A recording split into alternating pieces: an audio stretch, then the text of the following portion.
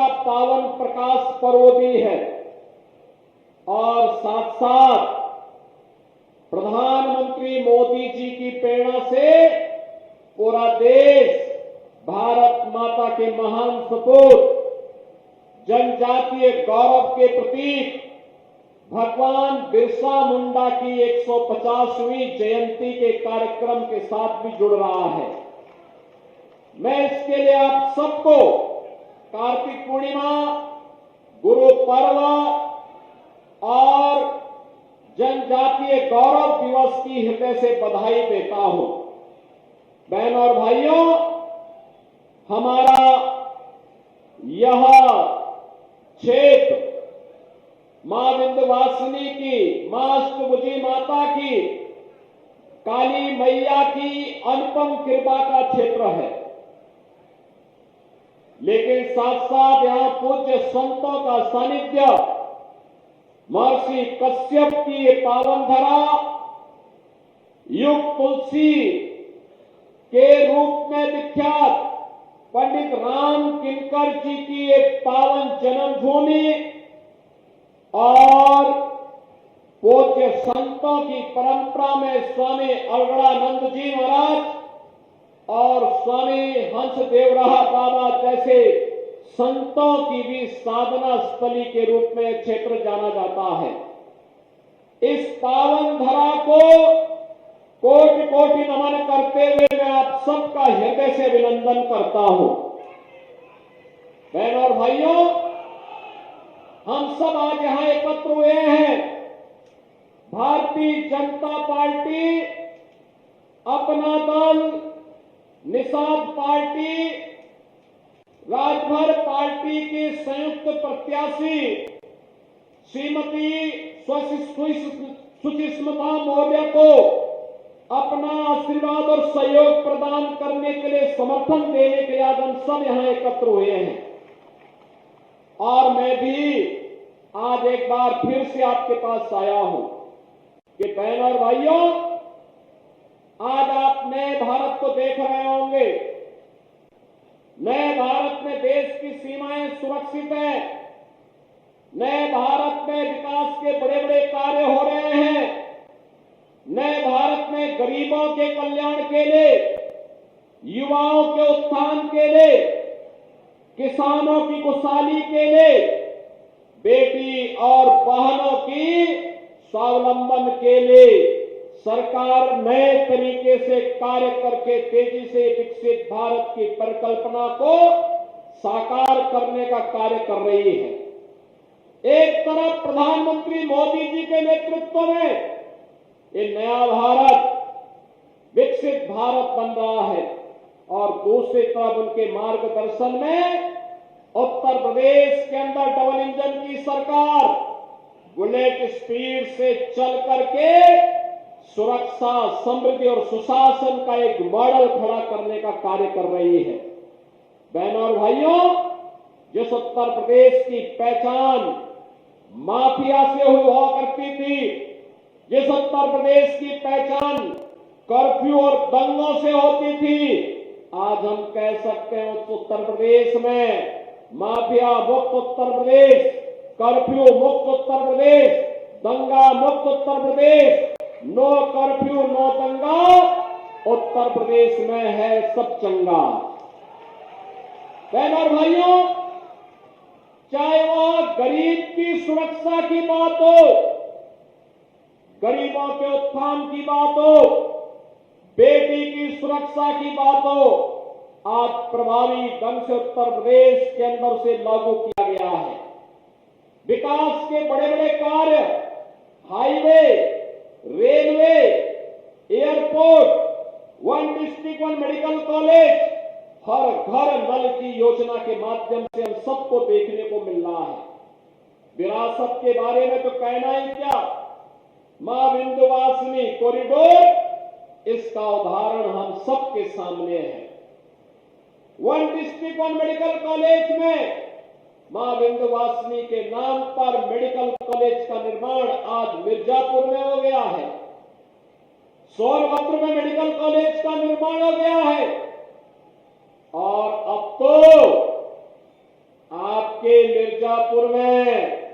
मिर्जापुर के युवाओं के लिए एक नया विश्वविद्यालय की स्वीकृति भी हमने देकर के इसके कार्य को आगे बढ़ा दिया है। बहनों और भाइयों, इस समाजवादी पार्टी भी आपके सामने आई होगी। 4 बार समाजवादी पार्टी को प्रदेश में शासन चलाने का अवसर प्राप्त हुआ था। क्यों नहीं इन्होंने मेडिकल कॉलेज बनाया? क्यों अपने इस कार्यकाल में इन्होंने हर घर नल की योजना लागू की? क्यों इन्होंने अपने समय में मिर्जापुर को विश्वविद्यालय नहीं दिया? और क्यों नहीं इन्होंने यहां पर मां विंध्यवासिनी कॉरिडोर के लिए कार्य ही आगे बढ़ाया? क्योंकि विकास उनके एजेंडे का हिस्सा नहीं था। वहां पे तो सबका साथ और परिवार के विकास के भाव के साथ ये समाजवादी पार्टी के लोग कार्य करते थे। या तो उसमें सिपाही परिवार का विकास हुआ, या प्रदेश के बड़े बड़े माफिया और दुर्दांत गुंडों का ही विकास हुआ। कौन नहीं जानता है भाजपा के विधायक श्री कृष्णानंद राय की हत्या करने वाला माफिया इसी समाजवादी पार्टी के गले का हार था। कौन नहीं जानता राजूपाल की निर्मम हत्या करने वाला दुर्दांत माफिया वह समाजवादी पार्टी और बहुजन समाजवादी पार्टी का ही गले का हार था। कौन नहीं जानता है इनके करतूतों को? इन्होंने कार्य नहीं किए, कारनामे किए। और यही कारण है कि उत्तर प्रदेश की जनता और उत्तर प्रदेश की बेटी और बहनें आज भी इस बात को कहती हैं कि समाजवादी पार्टी का जंगल राज की फिर कभी वापसी न हो।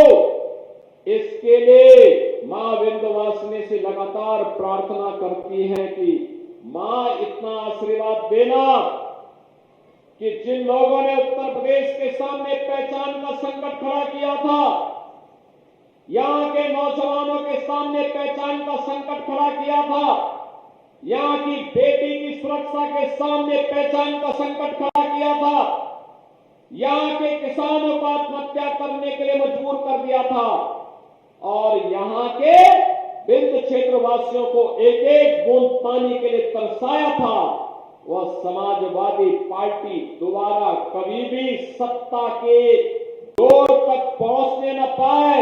इसके लिए यहां का एक एक माता और बहन लगातार मां विंध्यवासिनी से प्रार्थना करता है।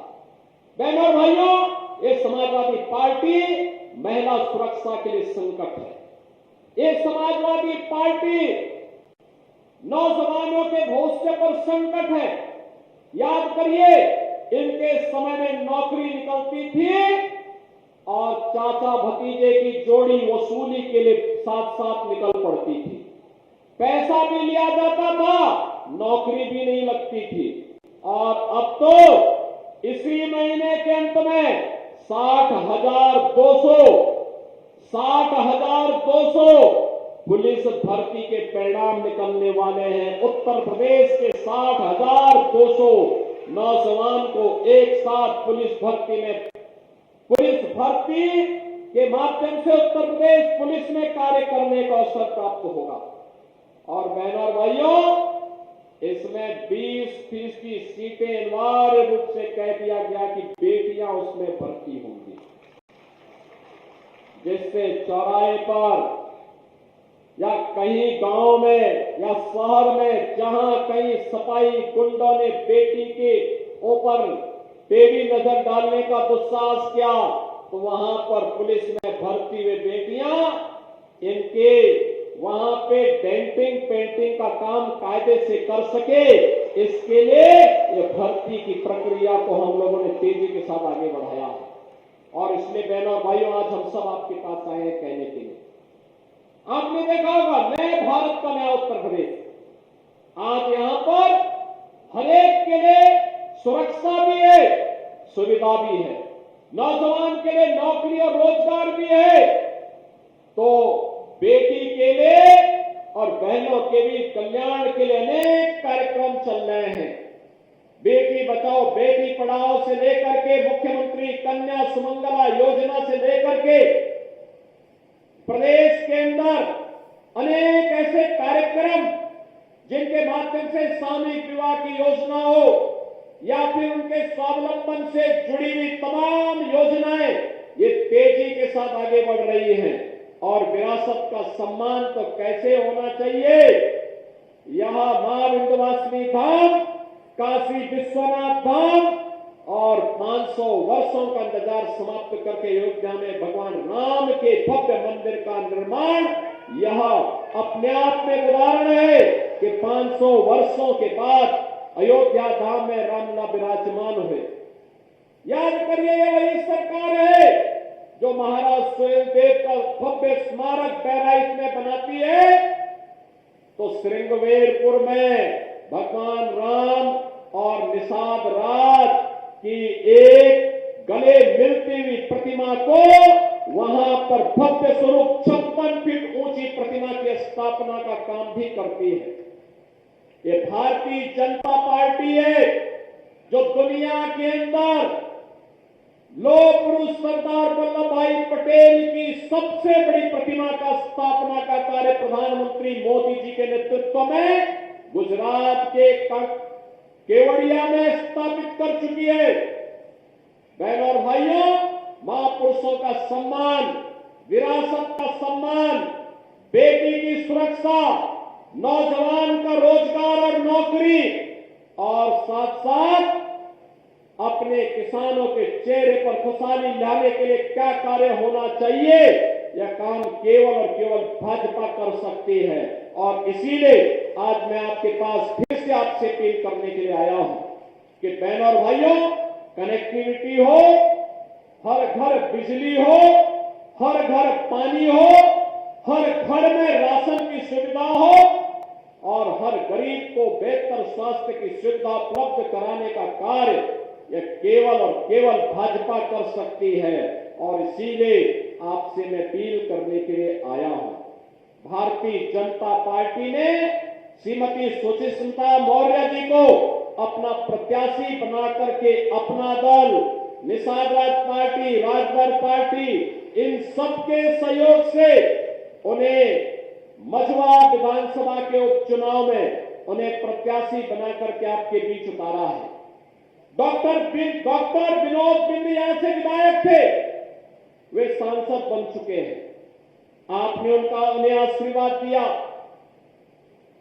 वे आज सांसद बन चुके हैं भदोही से। यहां की लोकप्रिय सांसद और केंद्रीय मंत्री श्रीमती अनुप्रिया पटेल जी को आपने भारी बहुमत से विजयी बना के भेजा। आज मेरी अपील होगी कि श्रीमती सुचिस्मिता मौर्य को भारी बहुमत से विजयी बना करके उत्तर प्रदेश विधानसभा में भेजिए। यहां के माननीय सांसद और केंद्रीय मंत्री के साथ यहां के बनने वाली विधायक श्रीमती सुचिस्मिता मौर्य के साथ यहां के जिले के अन्य माननीय जनप्रतिनिधियों के साथ मिलकर हम विकास और विरासत की एक नई गाथा मां विंध्यवासिनी धाम के जनपद में लिखने के लिए आपके साथ मिलकर के कार्य करेंगे।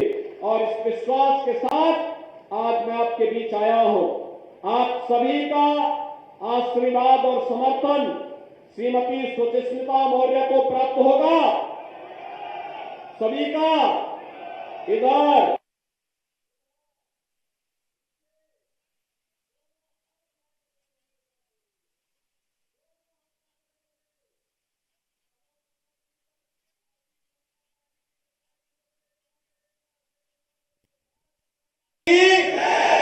भारत माता की, भारत माता की, मां विंध्यवासिनी की, मां विंध्यवासिनी की, अष्टभुजी माता की, अष्टभुजी माता की, काली मैया की, काली मैया की, गंगा मैया की, गंगा मैया की।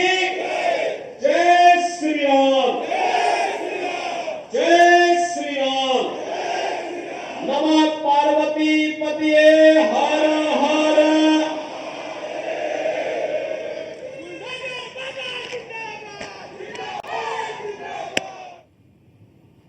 तो आप सुन रहे थे मुख्यमंत्री योगी आदित्यनाथ को। मंझवा में उन्होंने चुनावी जनसभा को संबोधित किया। उत्तर प्रदेश में 9 सीटों पर उपचुनाव होने हैं, विधानसभा के उपचुनाव होने हैं और मंझवा सीट पर उन्होंने बीजेपी प्रत्याशी के लिए जनता से वोट की अपील की और बताया कि बीजेपी को जिताने से क्या फायदा आपको मिलेगा। तो ये बड़ी जानकारी आपको दे देगी।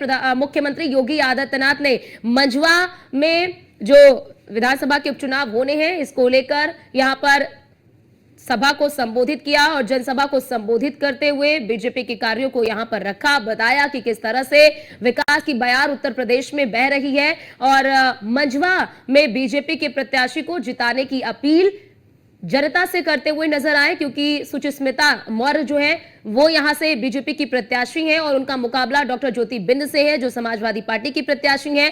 ऐसे में मुख्यमंत्री योगी आदित्यनाथ ने बताया कि बीजेपी को जिताना आपके लिए क्यों जरूरी है और कैसे मंझवा का विकास जो है वो आगे बढ़ेगा। तो आपको बताते चले क्योंकि 20 नवंबर को उत्तर प्रदेश में 9 सीटों पर विधानसभा के उपचुनाव होने हैं और इस उपचुनाव को जीतने के लिए बीजेपी ने पूरी रणनीति तैयार कर रखी है और कुछ प्रमुख सीटों की जो जिम्मेदारी है वो मुख्यमंत्री योगी आदित्यनाथ ने अपने कंधों पर उठा रखी है। मंझवा में मुख्यमंत्री योगी आदित्यनाथ ने चुनावी जनसभा को संबोधित किया है।